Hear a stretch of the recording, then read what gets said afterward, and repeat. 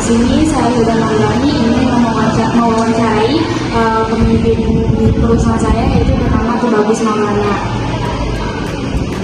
Bapak gimana kabarnya hari ini, Pak? Baik. Alhamdulillah Pak, kalau saya sehat. Nah di sini apa saya izin mewawancarai Bapak tentang etika bisnis Pak yang ada di perusahaan kita Pak. Nah di sini ada beberapa pertanyaan yang saya ajukan ke Bapak.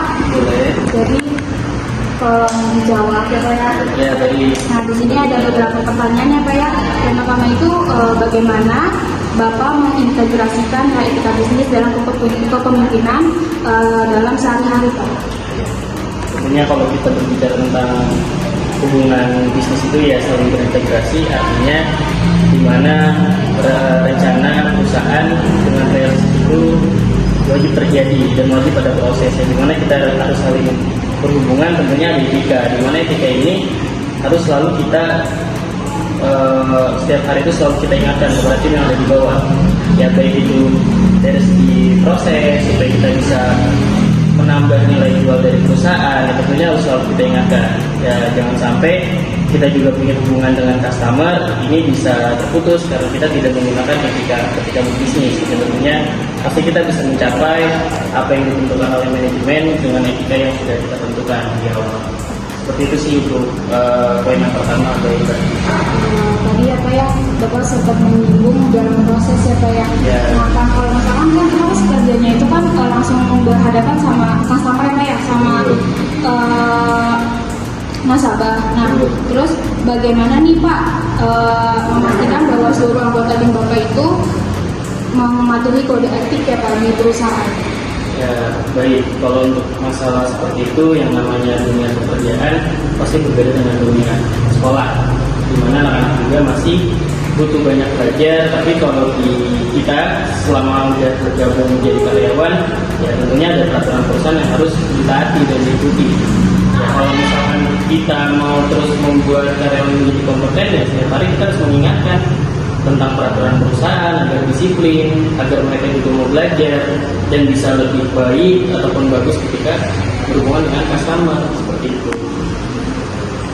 Jadi Pak, kalau misalkan kata Bapak kan setiap anggota itu wajib ya tadi mematuhi semua peraturan ya Pak ya. Nah kalau misalkan salah satu ada karyawan Bapak nih yang misalkan menyimpang dari peraturan itu, perilaku Bapak terhadap karyawan tersebut gimana Pak? Ya, kita lebih mengoreksi ke diri kita pribadi sebagai pemimpin. Apakah kita sudah all out ataupun 100% memberitahukan tentang prosedur perusahaan? Apakah kita sudah memberikan pembelajaran sesuai dengan yang diharapkan oleh keinginan kita? Kita perlu koreksi diri dulu. Tapi apabila itu terjadi dengan profil kita cek lagi bab mana, bagian mana yang belum kita berikan ataupun belum kita informasikan. Apabila itu kesalahannya adalah bab di mana kita belum menjelaskan, kita akan membina, kita akan membimbing, dan kita akan konseling supaya karyawan tersebut tahu mana aturan yang benar dan mana aturan yang tidak benar. Seperti itu. Nah dalam Bapak menjabat sebagai pemimpin ya Pak ya, gimana Bapak memimpin dan memelihara budaya kerja yang mendukung nilai-nilai etika bisnis Pak? Ya, sebetulnya gini ya, kalau untuk kita memimpin dalam beretika bisnis, tentunya ini cerminan kita pribadi sebagai pemimpin. Apa yang kita harapkan, tentunya ingin hasil ataupun goals yang 100% maksimal. Ya, tapi kalau misalkan kitanya pesimis, ya tentunya ini nggak akan capai target kita. Nilai-nilai etiknya yang jelas, kita harus membangun hubungan baik dengan customer, kita harus selalu memberikan pelatihan serta kompetensi terhadap karyawan supaya lebih kompeten. Nah, di situ akan muncul tuh tujuan kita, goalsnya apa, dengan kompeten dari tim kita, insya Allah yang namanya pasti akan datang. Tentunya seperti itu. Nah, untuk masalah hubungan dengan customer, apabila kita sudah memberikan pelayanan prima, hasil yang baik, mereka akan datang sendiri tanpa dicari.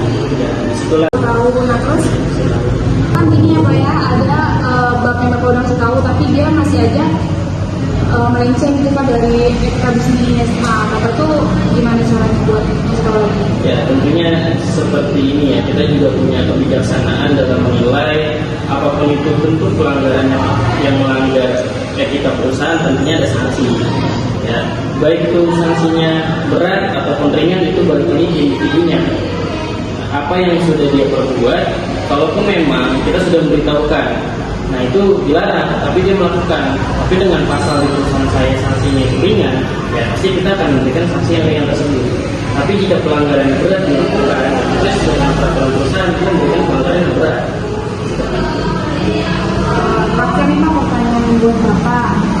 Nah, buat cara-cara tipsnya Pak ya, buat karyawan Bapak tuh lebih namanya semangat lagi buat etika bisnisnya, terus lebih